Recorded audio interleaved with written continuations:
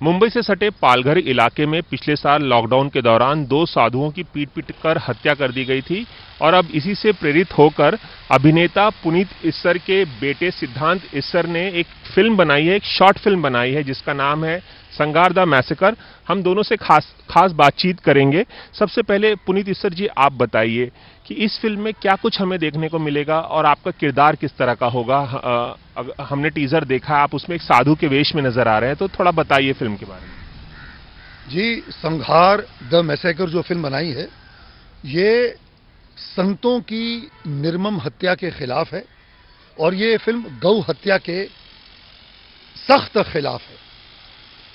मैं अपने दर्शकों को बताना चाहूंगा कि 16 अप्रैल पिछले साल ये पालघर में दो साधुओं की मार मारकर निर्मम हत्या की गई थी। वो जो जघन्य अपराध किया गया था उस पर किसी ने कोई आवाज नहीं उठाई। अक्सर आपने देखा होगा हमारे देश में लोग ट्विटर पर, अपने इंस्टा पर, अपने सोशल हैंडल्स पर विशेष टिप्पणियां कसते हैं, कैंडल मार्च करते हैं, बहुत कुछ करते हैं, लेकिन जब उन संतों की हत्या हुई थी तो किसी ने कोई आवाज नहीं उठाई। तो जिसने हमें बहुत विचलित किया कि हमें ये क्या गलत है, ये क्यों हुआ, ये नहीं होना चाहिए। तो सिद्धांत मेरे जो सुपुत्र हैं, इन्होंने मुझसे आके कहा कि dad we should do something for this and I have thought of something. मैंने एक कहानी सोची है जो इससे प्रभावित होकर मैंने और बाकी भी संतों का कहां पूरे देश भर में और कई सालों, अनंत साल, मतलब कितने हजार सालों से लोग, जो संत समाज है वो तो अपना बलिदान करते आए हैं, अपना योगदान देते आए हैं। तो क्या उनके साथ ऐसा होना चाहिए? नहीं होना चाहिए। तो क्यों ना हम इसको बेस बनाकर और एक सनातन धर्म के उनका क्या पक्ष है लोगों के समक्ष पेश करें। तो सिद्धांत ने फिर ये कहानी लिखी जो सुनाया मुझे बहुत अच्छा लगा। मैंने कहा कि सिद्धांत बेटे तुम इस फिल्म को जरूर बनाओ, I will produce the film, you right and direct the film. सिद्धांत, आपको कहां से प्रेरणा मिली? कौन सा वो मोमेंट था जब आपको लगा कि पालघर की घटना से प्रेरित होकर एक फिल्म बनानी चाहिए? और क्या इसमें पालघर की जो घटना हुई थी 16 अप्रैल 2020 को, वो घटना दिखाई जाएगी या उससे प्रेरित होकर आप लोग बाकी चीजें कहेंगे? सबसे पहले मैं ये एक पॉइंट क्लैरिफाई करना चाहूंगा कि जो पालघर की घटना हुई थी ये फिल्म उससे प्रेरित है, लेकिन उस पर बेस्ड नहीं है। यानी ये फैक्चुअली उस पर बेस्ड नहीं है, ये पूरी तरह से एक फिक्शनल फिल्म है।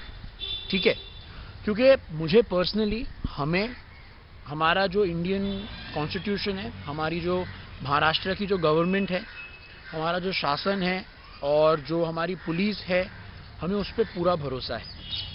ठीक है, एडमिनिस्ट्रेशन और जुडिशरी पे पूरा भरोसा है। और ये मैटर इस वक्त जो पालघर में जो घटना हुई थी वो सब जुडिस है। ठीक है, तो उस पर हम कौन होते कुछ भी कमेंट करने वाले। तो हमने जो फिल्म है उससे इंस्पिरेशन लेकर एक फिल्म बनाई जिसमें एक इंसिडेंट क्रिएट किया गया जहां पे दो निर्धन साधुओं की हत्या होती है, लेकिन ये उस पर बेस्ड नहीं है, कोई बायोपिक नहीं है, डॉक्यूमेंट्री नहीं है। एंड अब बात आती है प्रेरित होकर बनाने की, तो वो कौन सा मोमेंट था? देखिए, लास्ट ईयर महामारी थी, अभी भी है, लॉकडाउन था, और 16 अप्रैल को जब ये घटना हुई तो जैसा कि डैड ने कहा, कोई कैंडल मार्च नहीं हुआ, कोई ट्विटर, मेरी जनरेशन, हमारी ऐसी जनरेशन है जहाँ पे कुछ भी होता है ना, हम ट्विटर पे एक वो होता है, ट्रोलिंग होती है, ये होता है, चीज़ें वायरल होती है, लेकिन इनकी जो डेथ हुई उसको कंडेम करते हुए, उसका विरोध करते हुए किसी ने कुछ नहीं कहा। इन्हें किसी ने श्रद्धांजलि भी नहीं दी, किसी ने कंडोलेंस भी नहीं दी। तो मुझे लगा कि नहीं यार, ऐसे एक इंसिडेंट पे ज़रूर कुछ हमें बनाना चाहिए एंड एक जो हमारी एटलीस्ट जो इनर वॉइस है वो लोगों तक पहुंचानी चाहिए। साथ साथ में उस समय एक, अगर आपको याद होगा, केरला में एक एलिफेंट को मार दिया गया था, प्रेग्नेंट एलिफेंट को, और उसके एक हफ्ते बाद हिमाचल में एक गऊ के मुंह में किसी ने फायर क्रैकर डाल के उसका पूरा मुंह ब्लास्ट कर दिया था। मतलब हफ्ते 10 दिन में ये घटना भी हुई थी। तो इन दोनों से इंस्पायर होकर मैंने बोला यार एक फिल्म बनानी चाहिए जो संतों की हत्या के खिलाफ हो और गौ हत्या का भी विरोध करे। टीजर में देख सकते हैं कि आप एक साधु का किरदार निभा रहे हैं और गौ हत्या के खिलाफ अपनी पुरजोर आवाज उठा रहे हैं। कितना बिलीव करते हैं आप इस कॉज में? इसके बारे में कुछ बताइए, और फिल्म में इसे किस तरह से दर्शाया गया है? जी, मैं तो बिल्कुल इस कॉज में, जो गौ हत्या के, मैं सख्त खिलाफ हूं। पहली बात है कि हम इस भारतवर्ष में रहते हैं, हमारा जो सनातन धर्म है, हमारे शास्त्रों में साफ कहा गया है, गावो विश्वस्य मातरः, गाय जो है संपूर्ण विश्व की मां है। और गाय जो है ये एक ममता की, दया की मूर्ति है, उससे कितना लाभ प्राप्त होता है लोगों को। एक जो गाय है वो दया की मूर्ति क्यों है?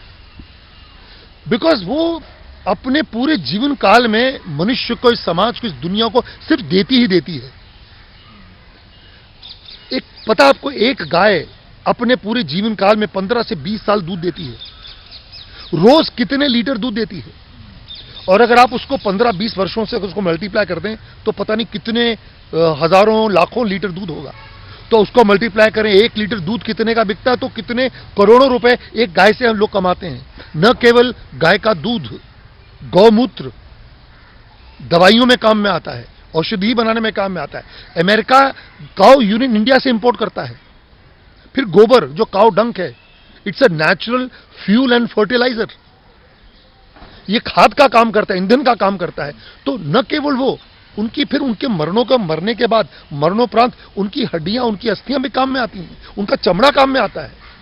तो कहने का मतलब है, जो एक जानवर जो लोगों को सिर्फ देता ही देता है, और इंसान क्या है, जब 15-20 से वो वृद्ध हो जाती, बूढ़ी हो जाती है, क्या करो यार, चलो इसको तो काम हो गया, हमने तो जो कमाना था कमा लिया, अब फेंक दो इसको, डेजर्ट कर दो। तो वो जो लोग जो गाय पालते हैं और उसका पूरा का फायदा लेने के बाद जो उनको निकाल के रास्ते पे छोड़ देते हैं, वो भी गलत है। हमने उसकी खिलाफत की है कि ये गलत बात है।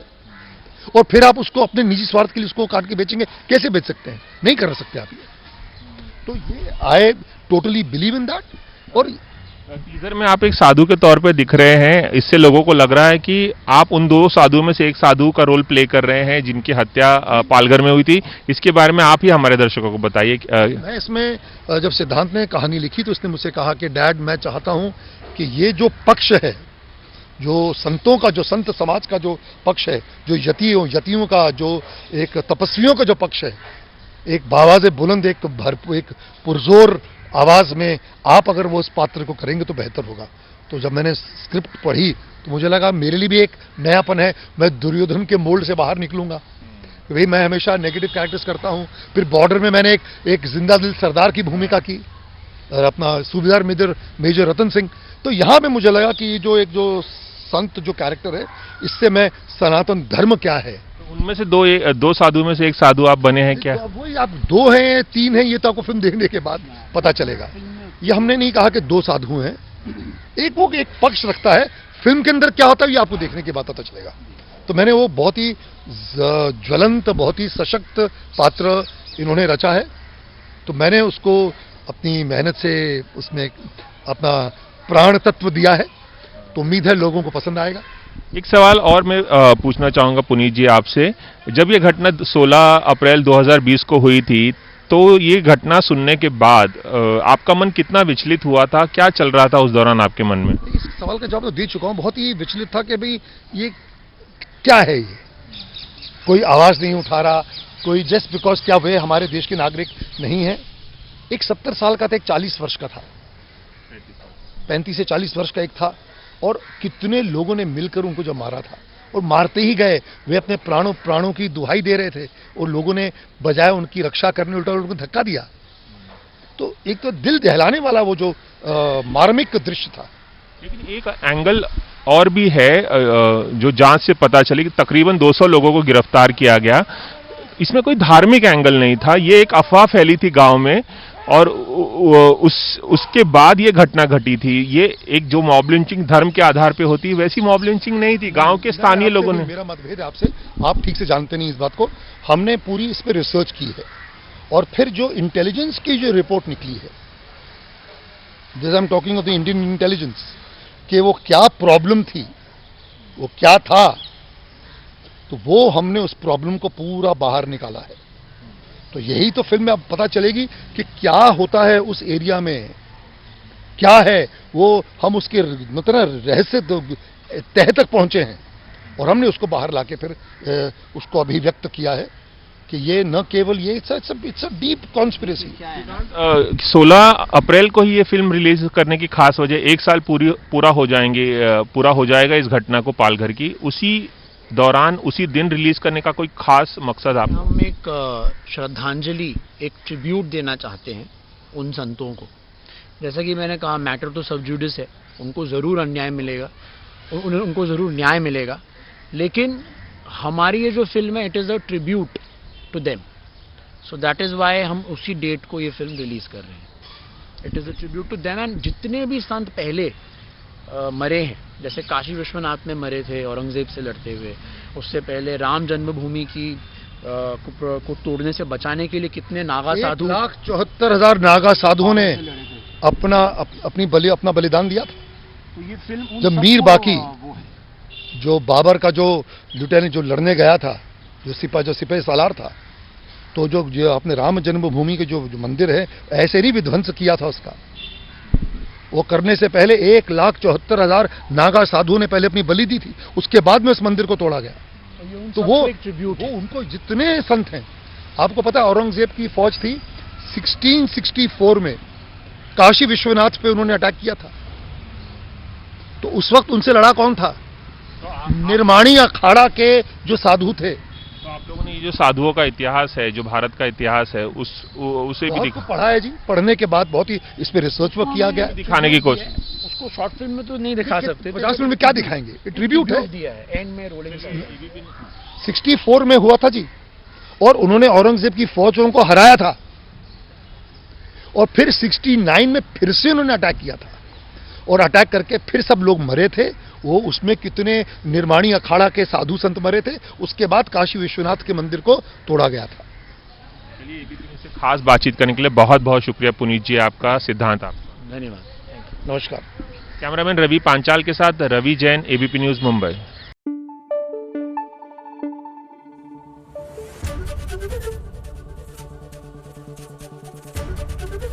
एबीपी न्यूज़ आपको रखे आगे।